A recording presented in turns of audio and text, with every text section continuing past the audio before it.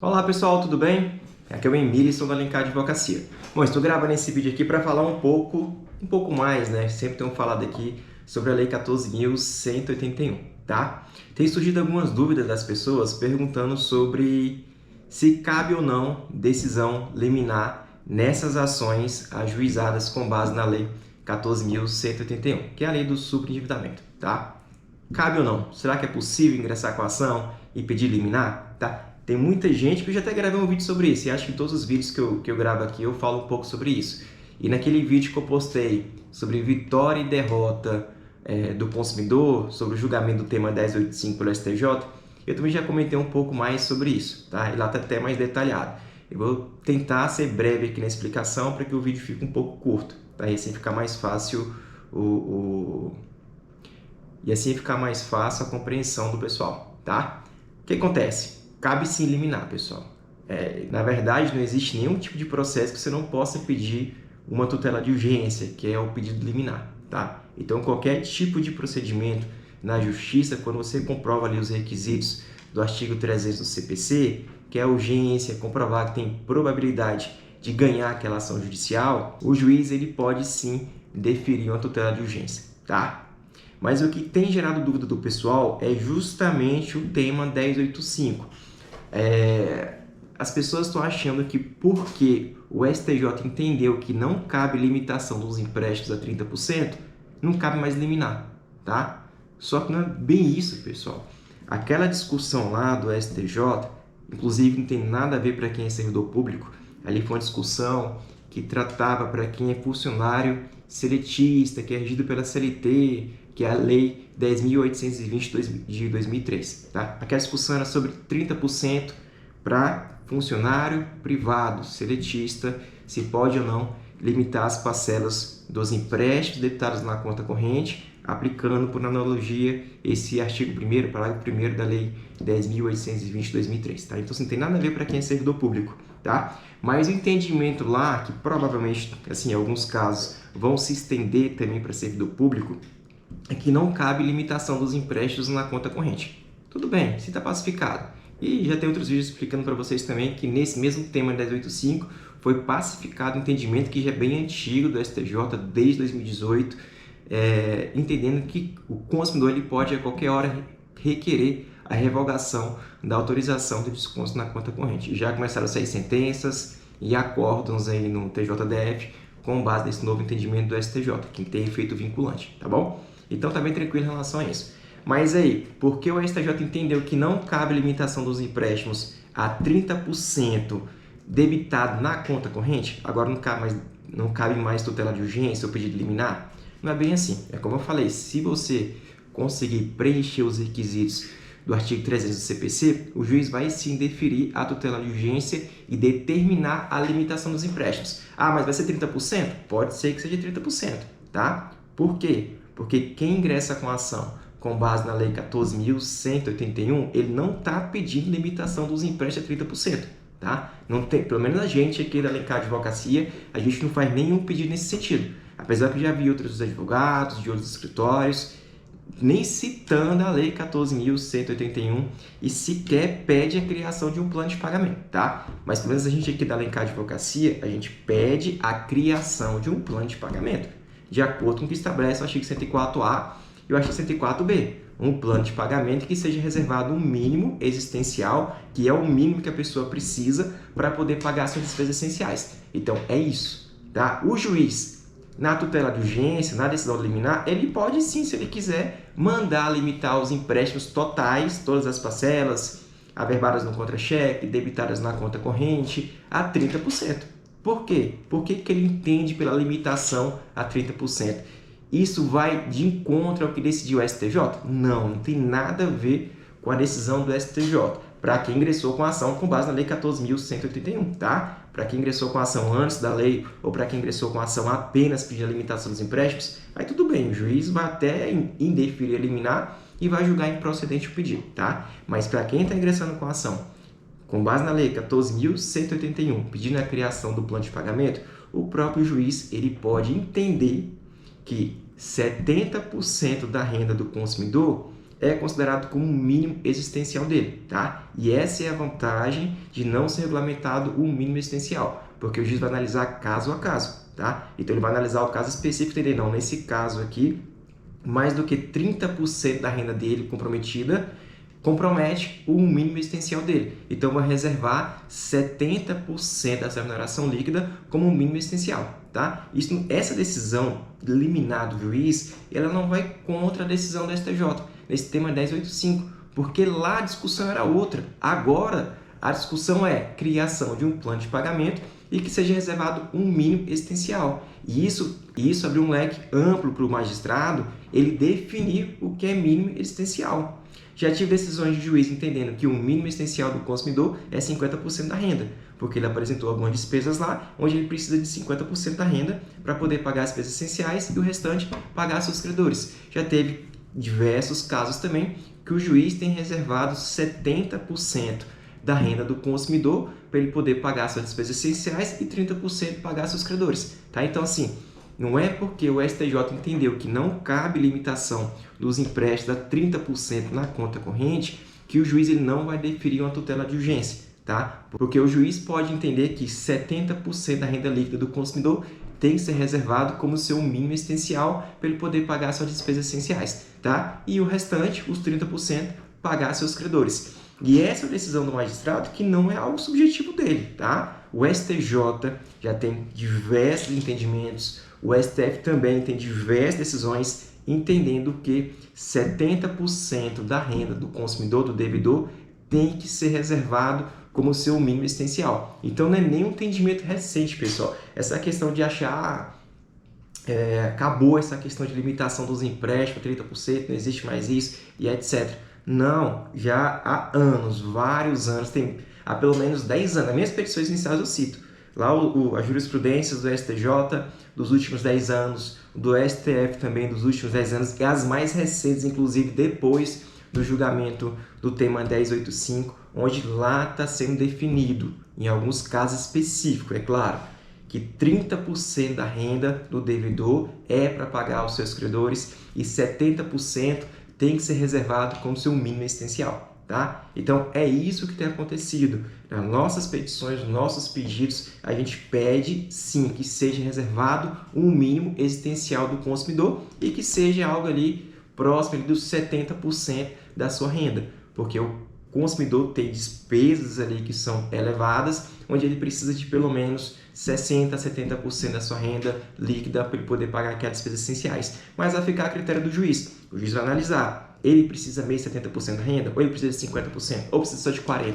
Tá? Então, é um critério subjetivo e amplo. Essa é a vantagem de não se regulamentar o que é um mínimo existencial. Inclusive, os maiores juristas aqui do Brasil já fizeram audiência pública para tratar sobre essa questão da regulamentação ou não do mínimo existencial e entenderam, a maioria, fora os bancos, né, os advogados dos bancos, que entenderam que deveria sim regulamentar o mínimo existencial, definir um patamar ali do que pode ser considerado ou não o mínimo existencial. Porém, todos os demais, ali que estavam em defesa dos consumidores e etc., entenderam que não deve ser regulamentado um mínimo existencial e deixar que o juiz analise caso a caso, porque às vezes o mínimo para um determinado consumidor realmente é totalmente diferente para aquele outro consumidor. Que às vezes uma pessoa ganha 30 mil reais e outro ganha 5 mil reais. Para quem ganha 30 mil reais, o mínimo existencial para ele é 10 mil. Mas para quem ganha 5 mil reais, o mínimo para ele é 1.500 reais. Então não dá para comparar uma pessoa que ganha 30 mil reais para colocar ele para receber 1.500 reais. Tá? Há também algumas, inclusive foi defesa também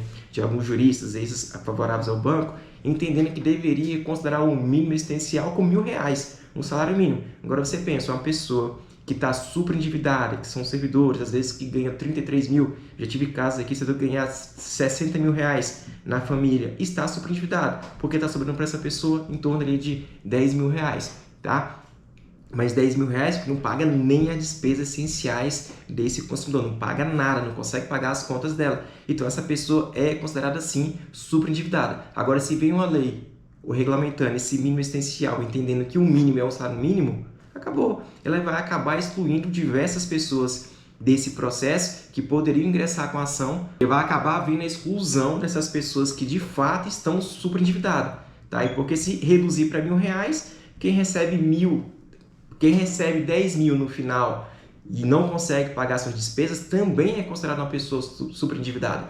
Não é o valor em si, entendeu? Que vai considerar a pessoa como superendividado, não.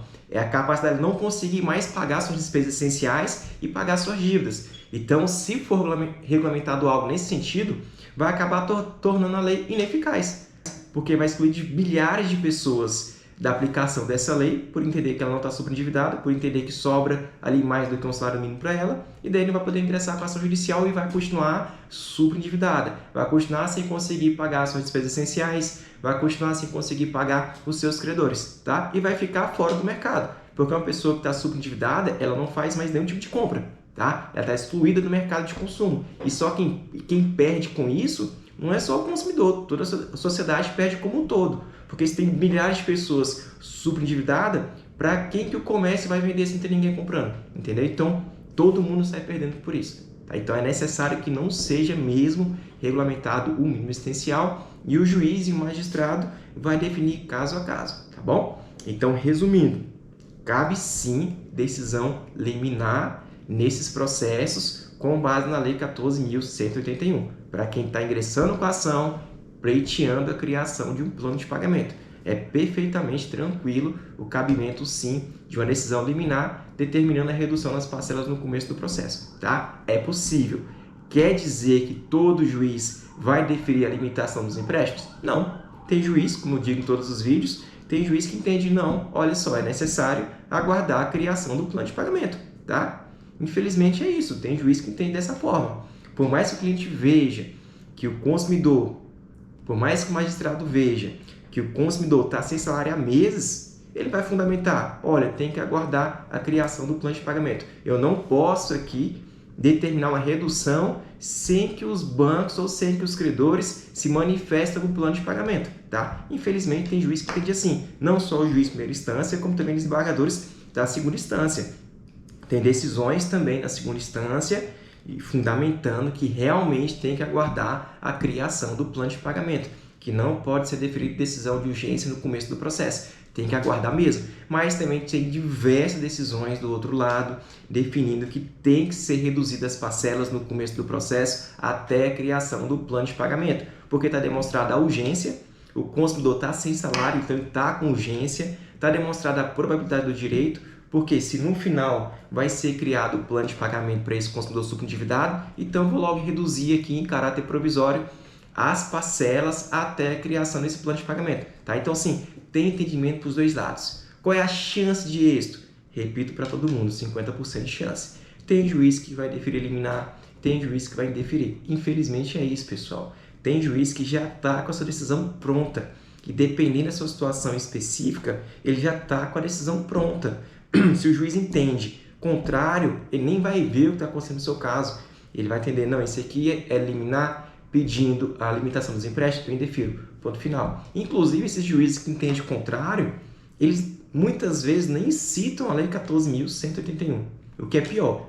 Ficam lá dizendo, tema 1085, já foi estabelecido que não cabe limitação dos empréstimos na conta corrente, quando a parte autora nos processos sequer está pedindo a limitação dos empréstimos. Só que o juiz tem decisão modelo, decisão pronta, tá? Onde ele fica usando a mesma fundamentação para diversos processos, milhares de processos, e a minha decisão pronta que já está feita lá há 2 anos. Tá? Então tem muito juiz que às vezes cita até a súmula 603, que foi cancelada em 2018, tá? Em agosto de 2018. Então ele cita essa súmula que foi cancelada em 2018, onde essa súmula dizia que o consumidor ele poderia cancelar o desconto na conta corrente. Era até uma súmula para você ver que esse entendimento de cancelar o desconto na conta corrente é algo antigo. Então o STJ chegou a fazer uma súmula falando que o consumidor poderia cancelar o desconto na conta corrente. Era um direito dele. Só que a súmula foi cancelada. E, mesmo assim, agora, o STJ criou essa tese estabelecendo que é o tema 1085, que o consumidor ele pode sim requerer a qualquer momento o cancelamento de desconto na conta corrente. Claro que, como já falei em outros vídeos, terão as consequências.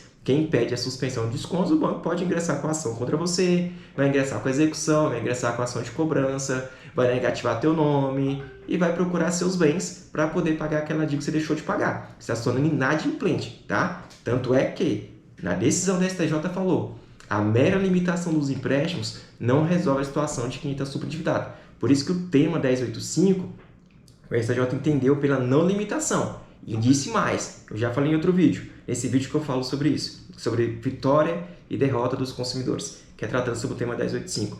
O próprio STJ falou, não, a mera limitação não vai resolver a situação de quem está superendividado. O que vai resolver é a Lei 14.181, é a lei do superendividamento. Tá? Então, essa lei foi criada com esse único propósito, resolver a situação de quem está superendividado. Pode ser que no momento que o juiz vai criar o plano de pagamento, ele limite os empréstimos a 30%, porque, como eu disse, ele entende que 70% da renda do consumidor é o seu mínimo essencial, tá bom? Então, é isso. Então, tem juiz que vai deferir liminar, entendendo que tem probabilidade do direito ser deferido no final do processo, então vou logo reduzir as parcelas no começo. Foi demonstrada também a urgência, vou deferir a redução das parcelas no começo do processo, como também tem juiz que entende o contrário. Então, como eu estava falando, em relação ao juiz que entende o contrário, esse juiz que entende o contrário cita jurisprudências ou indefere pedido, que é pior, por isso que eu falo que a decisão é modelo, que sequer foi pleiteado. Então, tem muitos casos, tem muitas decisões que a gente recebe até nossos processos, em que o juiz indefere a limitação dos empréstimos a 30%. Só que, no momento algum, a parte autora está pedindo limitação dos empréstimos a 30%. Ele está pedindo a criação de um plano de pagamento. Ele está pedindo, em caráter liminar, que a limitação dos empréstimos sejam reservado ali 70% da sua renda como seu mínimo essencial até a criação do plano de pagamento. Ou pede-se também que seja adequada as parcelas do consumidor ao plano provisório que foi apresentado no processo, que é o plano de pagamento. Então, há 3 pedidos liminares. O primeiro, suspender tudo, tá? Pede a suspensão dos empréstimos, inclusive já tem juristas entendendo que quem ingressa com essa ação judicial, a gente cita também. Inclusive, o jurista são 2 magistradas que ajudaram, aliás, que foram a idealizadora dessa Lei 14.181. Esse modelo partiu delas, tá? São 2 magistradas do Rio Grande do Sul, uma é a Karen Bartoncelos e a outra magistrada também, Clarice Costa Lima, tá? Então, essas 2 magistradas lá no Rio Grande do Sul, inclusive elas ganharam o prêmio Inovare do CNJ. Elas criaram um modelo baseado no modelo francês para a criação desse plano de pagamento, que é isso que eu venho falando aqui desde o começo. Então, essas magistradas que deram ideia desses modelos aí do superendividamento, elas também entendem, até por analogia ao que acontece na recuperação, na falência, que quando ingressa a cassação judicial tem que suspender todos os empréstimos, todas as dívidas, inclusive a execução também, tá? Até a criação do plano de pagamento. Então, assim, até com base nesse entendimento dessas 2 magistradas, essas 2 juristas que ajudaram na elaboração desse plano, na elaboração desse modelo, inclusive dessa lei também 14.181, a gente pede a suspensão, tá? Porque elas participaram da lei, a ideia foi delas. Quem criou essa lei foram, assim, em resumo, 3 pessoas. Eu vou fazer um vídeo sobre isso, só que vai ficar muito longo esse vídeo aqui. Eu falei que ia ficar longo, acabou ficando longo. 3 pessoas assim, foram idealizadoras dessa lei 14.181, que é a professora Cláudia Lima Marques, desde 2001, que ela vem trabalhando nisso. 2003, essas 2 magistradas, a doutora Karen e a doutora Clarice Costa Lima, aplicaram lá no Tribunal do Rio Grande do Sul esse modelo que foi inspirado no modelo francês, de chamar todos os credores para audiência de conciliação e tentar fazer um acordo com todos, tá? E elas, quando essa ideia do resultado, essa ideia que elas tiveram, que deu muito resultado lá no Rio Grande do Sul, elas ganharam esse prêmio Inovare, tá? Então, essas mesmas magistradas, hoje, em artigos recentes que elas apresentaram aqui em 2022, elas também vêm entendendo que tem que suspender execuções e tem que suspender também os empréstimos, tá? Então, em resumo é isso. A gente pede a suspensão de todos os descontos no contra-cheque, na conta corrente, até a criação do plano de pagamento. Pedimos também, se for indeferido esse pedido, que seja reservado ali um mínimo existencial do consumidor até a criação do plano de pagamento. O mínimo existencial pode ser 70% da renda do consumidor, pode ser 50%, pode ser 30%. O juiz vai definir. E o terceiro pedido a gente pede que sejam readequados seus empréstimos ao plano de pagamento que foi apresentado no processo. Tá? Então, já no começo, a gente pede, excelência, ou suspende ou reserve aí 70% da renda do consumidor como mínimo existencial dele, ou, em último caso, adeque sua dívida a esse plano provisório que está sendo apresentado no processo, até a criação do plano de pagamento, tá? Então é isso, pessoal. Em resumo, é isso. Cabe sim tutela de urgência, chance é 50%, tem juiz que vai deferir, tem juiz que vai indeferir, infelizmente é isso, já tem decisões prontas sobre isso. Outra coisa, só mais uma coisa para falar para vocês. Eu vejo também que tem muita gente, porque assim, a gente sabe, quem é advogado, que atua nessa área, sabe os magistrados, pelo menos alguns. Mas para as cidades que tem poucos magistrados, a gente sabe quem defere liminar e quem defere, tá? E o que eu tenho visto? Tem muita gente que chega aqui me falando, olha, me disseram aí que consegue eliminar em 24 horas, mas tem que ingressar com a ação em tal cidade. Vou nem citar a cidade aqui. Gente, não vale a pena fazer isso aí. Você tem que ingressar com a ação ou na cidade que você reside, tá? Você mora no Gama, por exemplo. Ingressa com a ação no Gama, é seu domicílio. Não quero ingressar com a ação no Gama, eu quero ingressar com a ação na sede do meu credor. Você pode ingressar com a ação na sede do seu credor, tá? Então, você tanto pode ingressar com a ação em Brasília, se envolver alguns bancos que tem sede aqui em Brasília, como você pode ingressar com a ação no seu domicílio, tá? Então não adianta ficar nessa, vou ingressar com a ação onde o juiz entende favorável. Não faz isso que não adianta nada, é um tiro no pé, tá? Primeiro porque vocês estão lidando com bancos. Bancos não são bobos, tá? O banco já não tem muita defesa nessa lei 14.181. Então você vem com essas estratégias que não adianta nada, o banco vai tentar provar para o juiz que você não mora nessa região, não mora nessa cidade. O que vai acontecer? Se o juiz realmente verificar que você não mora lá, ele vai mandar o processo para a cidade que tem competência para julgar seu processo. E pode ser que esse processo chegue nessa outra cidade, o juiz entenda contrário à decisão liminar. O que vai acontecer? Vai ser revogada a decisão liminar, tá? Então, assim, para que você tem todo esse trabalho, inclusive até às vezes falsificando documento, para tentar provar que mora em outra cidade, para no final das contas você até correr de responder um processo criminal por conta disso, que é falsidade de documento e etc., fraude de documento, e o processo ir para a cidade onde você mora, onde nessa cidade talvez o juiz entenda contrário à decisão liminar. Então não adianta fazer isso, pessoal, é uma estratégia boba, não vale a pena, não vai por esse caminho. Faz o procedimento certo, mora na cidade X, mora no Gama, ingressa com a ação no Gama, mora em Riacho Fundo, ingressa com a ação em Riacho Fundo, só isso. Tem que seguir esse procedimento, não adianta essas estratégias, não vale a pena. E outro ponto, os bancos eles podem recorrer da decisão judicial, onde o processo vai para a capital, no caso aqui Brasília. E pode ser que as turmas aqui de Brasília tenham entendimento contrário a reduzir as parcelas no começo do processo. Então o que adiantou? Você correu lá, ingressou com a ação em determinada cidade porque tem dia favorável e o processo foi para Brasília do mesmo jeito. Não adianta, são estratégias que não vale a pena, não compensa fazer isso aí. Então eu sei, se o advogado que conhece onde o juiz entende favorável, vai lá, ingressa com a ação só lá e começa a prometer para o cliente, olha, resolve 24 horas, resolve em 30 dias. Não vão nesse sentido, pessoal. Até já começa errado. Advogado que prometer as coisas já está errado, entendeu? Não tem que prometer nada. A decisão é do cliente. Você quer ingressar com a ação? Você está assumindo os riscos? Sabe que é um processo lento? Sabe que pode demorar para ser decisão judicial? Você quer ingressar com a ação? Mas qual é a chance? Infelizmente, não é a gente que julga o processo. Se fosse nós que julgamos os processos, para mim a chance era 100%. Todo mundo ia ganhar o processo. Mas não é a gente que julga o processo, pessoal. Então, por isso que eu sempre falo para todo mundo, chance é 50%. Ou ganha ou perde. A gente não sabe como o juiz vai julgar um processo. Infelizmente, a gente está cansado de ver aí decisões contrárias às leis. Então, não adianta, pessoal. Quem fica prometendo que vou resolver em 24 horas, vou resolver em 30 dias. Muita gente chega aqui no meu escritório falando, outro advogado falou que resolver em 24 horas, pai.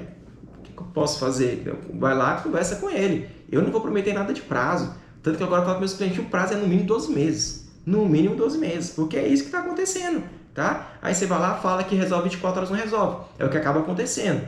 Essas pessoas que me procuram falando, outra pessoa falou que resolve 24 horas.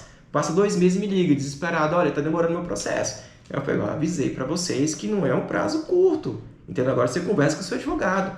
Porque depois que contrata outro advogado, eu não posso ficar orientando, acessando o processo. Eu não posso, é falta de ética. Eu não posso acessar um processo de outro advogado. Então, se a pessoa entendeu que outro advogado resolve 24 horas, eu vou lá, vai, entendeu? Vai lá. Pode ser que ele está usando essa estratégia de ingressar com a ação em cidades onde o juiz entende favorável, ou pode ser que dê uma sorte, que o juiz que entende favorável consegue eliminar, ou que acontece o juiz indeferir eliminar. Então, assim, gente, infelizmente o advogado ele não pode garantir nada, tá? Porque não é a gente que julga processo, beleza? Quem julga processo é o juiz, tá? Então tem que entender isso. Liminar é chance 50%. É isso mesmo, é sim ou não. Ou o juiz vai decidir favorável e vai decidir contra. Ah, eu tenho garantia que vai ser criado o plano de pagamento? Eu nem sei, nem saiu sentença ainda com base nessa lei. Já fiz vários vídeos aqui falando para vocês que não tem sentença. Tem juiz que está proferindo sentença que não tem nada a ver com a lei, entendeu? E tem julgado improcedente. Tem juiz que está extinguindo o processo, não querendo aplicar a lei. Então, assim, tem que acontecer de tudo.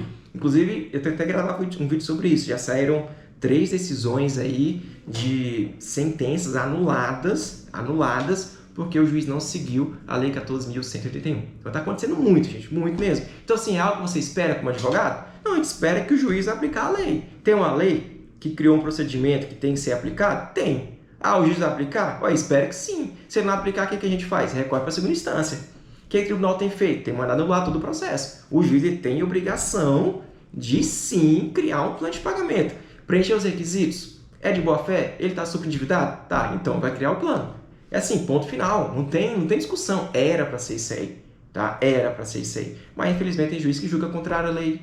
Tem juiz que não sabe a lei. E o que isso acarreta? Acarreta insegurança jurídica. Eles não sabem o que acontece. Tá? Infelizmente, é isso, pessoal. Então, assim, não existe nada de resolver em 30 dias. Não existe nada de resolver em 24 horas. Não vai nessa de ingressar com ação nas cidades onde você acha que onde foi orientado a ingressar com a ação lá, porque lá tem sede liminar, não compensa. Eu já vi isso acontecer muito em 2018, 2019, eu nem citar as cidades que isso acontecia, porque deu uma confusão danada, pessoal, quem fazia isso. Tá? Então não faz. Tinha gente ingressando com a ação em outro estado, olha, era pior, a pessoa mora no DF, ingressava com a ação em outro estado, porque não é nem Goiás que é aqui próximo, em outro estado longe, porque lá o magistrado entendia favorável, uma situação específica lá que eu vou nem citar aqui, tá? Então, assim, é muito complicado, pessoal. Mora no DF, ingressa com a ação na sua cidade onde você mora.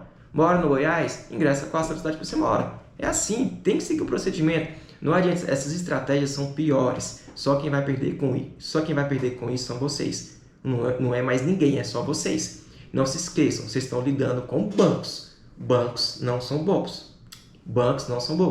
Tá? Ele está lidando com bancos, empresas gigantes que têm milhares de advogados ali para poder investigar a tua vida, tá? Então é isso que acontece. Então não vão nessa, tá? Não vão nessa que não vale a pena, tá bom? O vídeo acabou ficando vários comentários aí falando sobre tudo, mas é porque realmente nessas últimas semanas muita gente tem perguntado isso. Acho que nos últimos meses, inclusive, muita gente chega aqui falando, ah, não, mas me falaram que resolve em 15 dias, me falaram que resolve em uma semana, tá?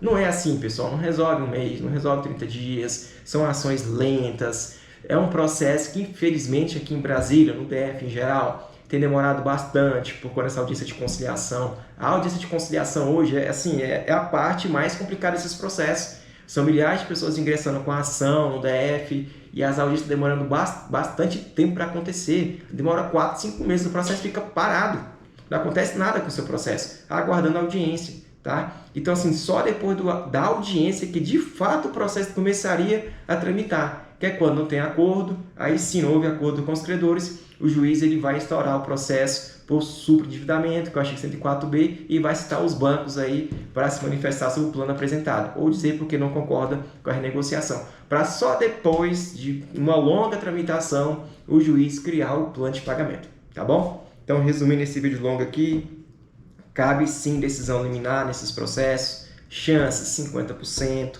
tem juiz que tem de favorável, tem juiz que tem de contra. No fato de ter julgado o tema 1085 não quer dizer que não cabe mais limitação, não tem nada a ver, que aquela discussão lá é antiga, não se discute mais isso nessas ações 14.181, não tem nada a ver, não é essa discussão mais. Hoje o que se discute é a criação do plano de pagamento. Tenho visto sim muitas pessoas ingressando com a ação pedindo só limitação dos empréstimos a 30%, então por isso que às vezes o pessoal vem com essa ideia que não cabe limitação, porque está vendo só decisão liminar, ou só vem pedir julgado improcedente já com base na lei, já com base no tema 1085, mas quando você vai acessar o processo, a pessoa não pediu criação do plano de pagamento, a pessoa ingressou com a ação já depois de julho de 2021, que foi quando aprovou essa lei 14.181, pedir limitação dos empréstimos de 30%. Aí sim, vão perder, pessoal, aí não é isso que estabelece essa lei, não é limitação de 30%.